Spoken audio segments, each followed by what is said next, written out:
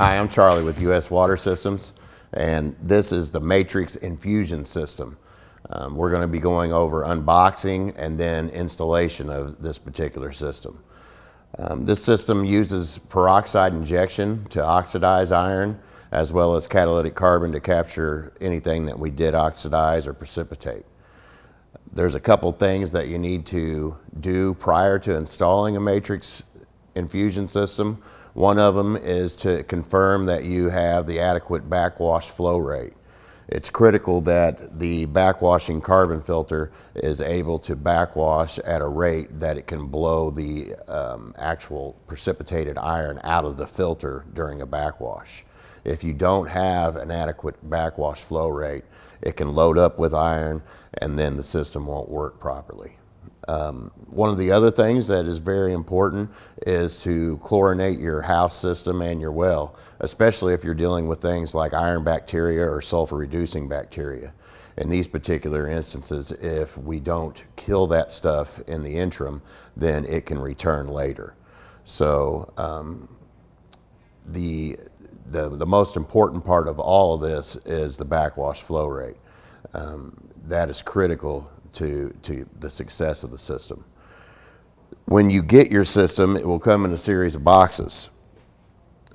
You want to make sure that you have all these boxes, but then once you do confirm you have the right amount of boxes, you want to make sure you have the right items in there. First, we'll just go over the boxes and then we'll open them up and you can kind of see what's in each box. So when your system arrives, you'll receive several boxes. Each one of these boxes holds either a component or parts that you need to install the system. You'll receive a solution tank that will hold the peroxide that you will be injecting. You'll receive an injection panel that has the pump that injects the peroxide. You'll also receive a carbon tank or a mineral tank that will hold the carbon that we'll use to collect the precipitated iron. You'll have a control valve that goes onto the tank on the top. This will also have some of the fittings that we use for this installation, as well as the chlorine that we use to disinfect your plumbing system. And then, depending on the size of the system, depends on the configuration of the carbon and gravel. But you'll usually have a box of gravel and either 1, 2, maybe even 3 bags of carbon, depending on the size of the tank that you have.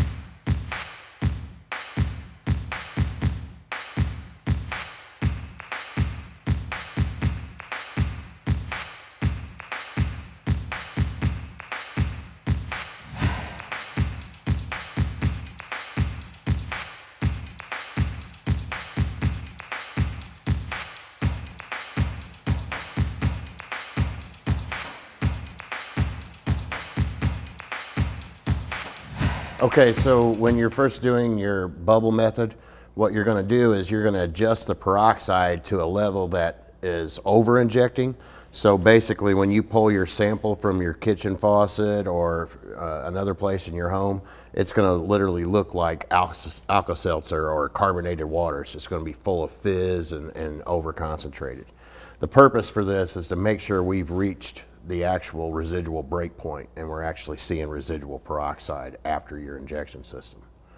Once we reach that, then we can adjust the pump accordingly and start coming down in slow increments until that fizz slowly goes away. So what will happen is when you get that bottle full of, or that glass full of fizz, you'll see it slowly rise to the top until the fizz is gone, and that's all the air bubbles coming out.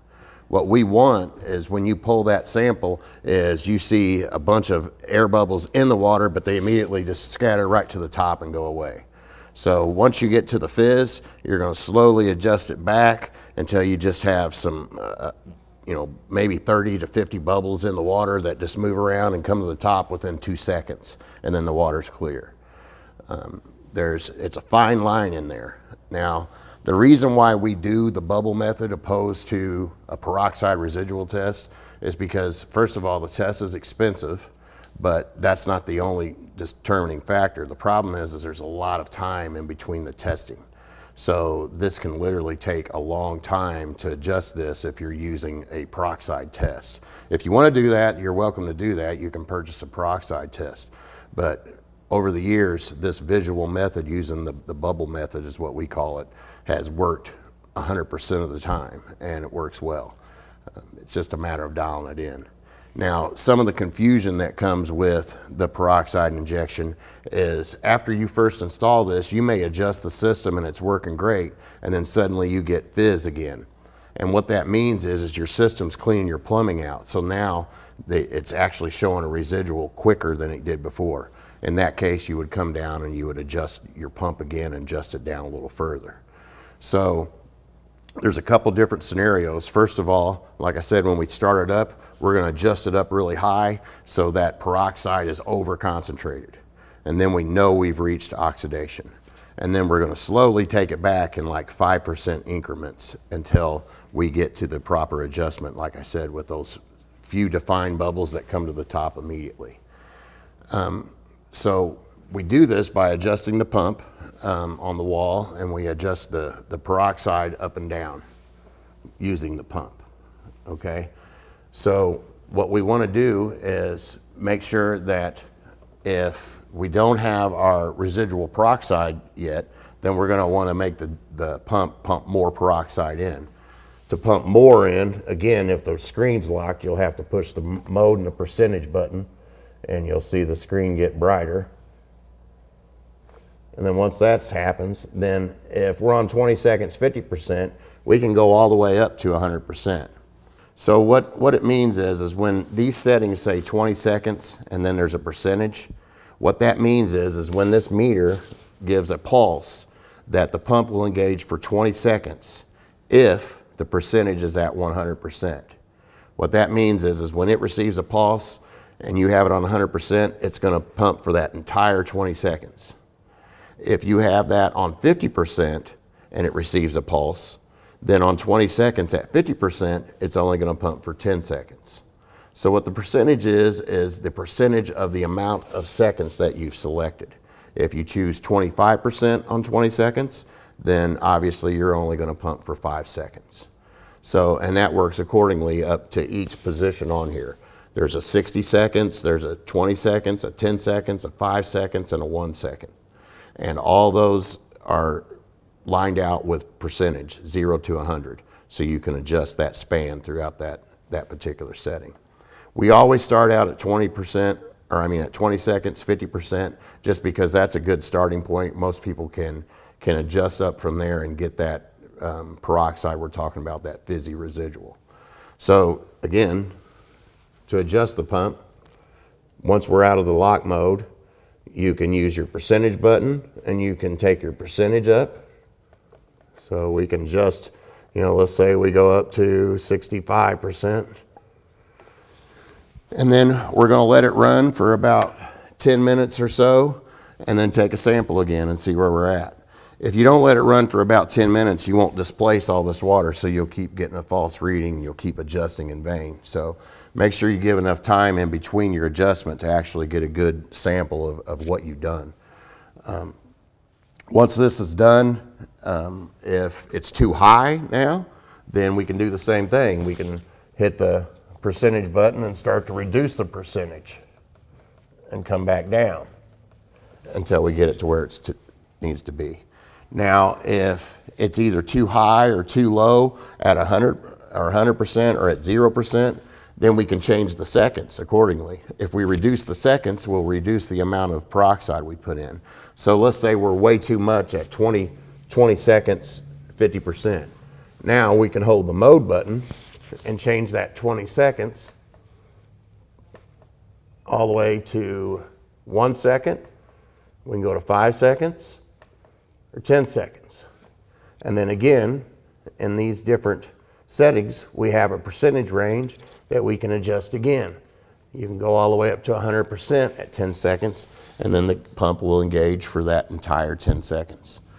So it's a matter of taking samples, making your adjustments, and it's going to take a little bit of time. But once you get it dialed in, because this is proportionally injected, it will continue to inject the right amount of peroxide over the whole period of the day and throughout the life of the system. This has been the installation video for the Matrixx inFusion system. In this particular video, we used fittings that were easy for us. We used the speed fit fittings. The fittings and the plumbing that you use will really depend on what type of plumbing you have in your home. There's a lot cheaper fittings than what we've used, and I understand that, but this is something that we're doing to get through the video. But you can use crimp PEX fittings, you can use copper, you can use PVC, whatever is allowable with code and whatever is already in your home. It's important that, again, you have the proper backwash flow rate. Make sure that you have that, because if not, the system will work great, but it won't work great very long. It'll load up. So it's important to have the proper backwash flow rate.